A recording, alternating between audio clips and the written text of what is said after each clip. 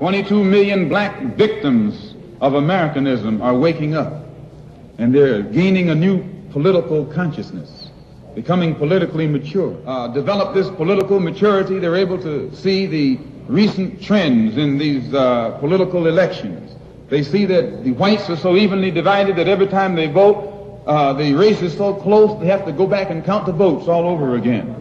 And which means that any block, any minority that has a block of votes that stick together is in a strategic position. Either way you go, that's who gets it. You're in a position to determine who go to the White House and who stay in the doghouse. You're the one who has that power.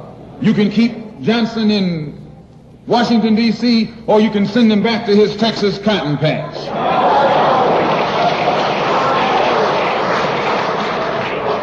You're the one who sent Kennedy to Washington.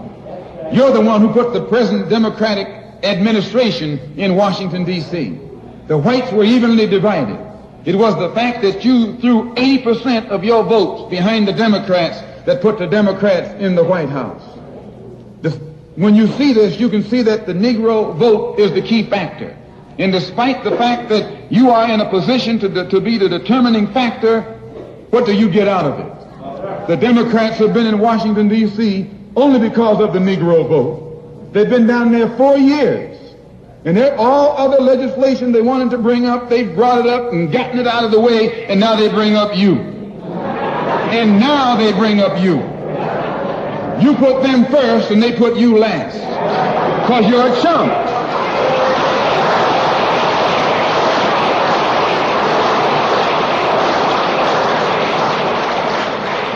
A political chump.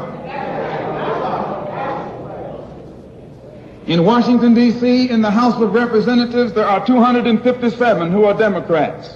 Only 177 are Republicans. In the Senate, there are 67 Democrats. Only 33 are Republicans. The party that you backed controls 2/3 of the House of Representatives and the Senate, and still they can't keep their promise to you because you're a chump.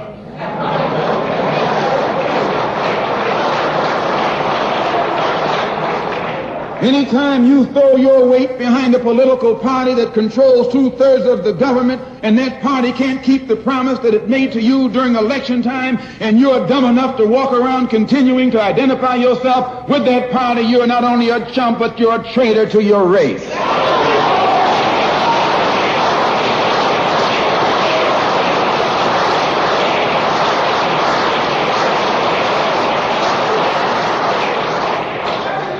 And what kind of alibi do they come up with? They try and pass the buck to the Dixiecrats. Now, back during the days when you were blind, deaf, and dumb, ignorant, politically immature, naturally you went along with that. But today, as your eyes come open and you develop political maturity, you're able to see and think for yourself. And you can see that a Dixiecrat is nothing but a Democrat in disguise. You look at the structure of the government that controls this country. It's controlled by 16 senatorial committees and 20 congressional committees. Of the 16 senatorial committees that run the government, 10 of them are in the hands of Southern segregationists. Of the 20 congressional committees that run the government, 12 of them are in the hands of Southern segregationists. And they're going to tell you and me that the South lost the war.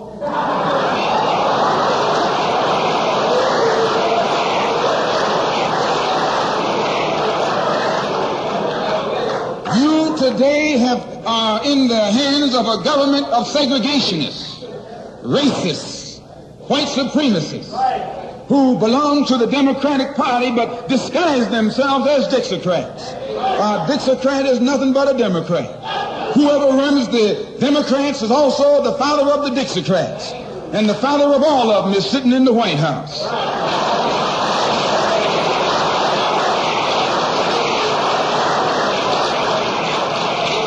I say, and I say it again, you got a president who's nothing but a Southern segregationist.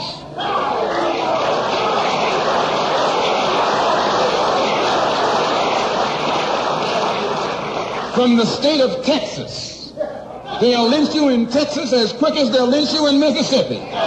Only in Texas, they lynch you with a Texas accent. In Mississippi, they lynch you with a Mississippi accent. And the first thing the cracker does when he comes in power, he takes all the Negro leaders and invites them for coffee to show that he's all right. And those Uncle Toms can't pass up the coffee.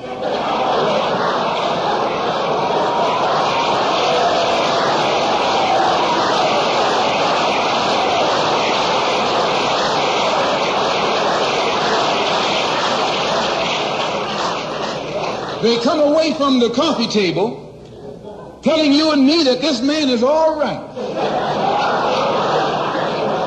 because he's from the South. And since he's from the South, he can deal with the South. And look at the logic that they're using. What about Eastland? He's from the South. Make him the president. If Johnson is a good man because he's from Texas, and being from Texas will enable him to deal with the South, Eastland can deal with the South better than Johnson.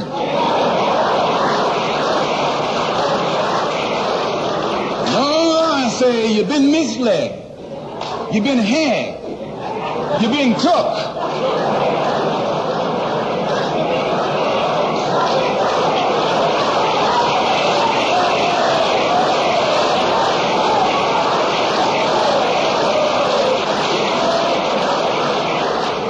I was in Washington a couple of weeks ago while the senators were filibustering. And I noticed in the back of the Senate a huge map. And on this map, it showed the distribution of Negroes in America. And surprisingly, the same senators that were involved in the filibuster were from the states where there were the most Negroes. Why were they filibustering the civil rights legislation? Because the civil rights legislation is supposed to guarantee voting rights to Negroes in those states. And those senators from those states know that if the Negroes in those states can vote, those senators are down the drain.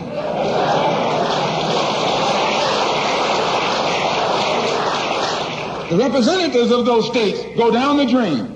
And in the Constitution of this country, it has a stipulation wherein whenever the rights, the voting rights of people in a certain district are violated, then the representative who's from that particular district, according to the Constitution, is supposed to be expelled from the Congress.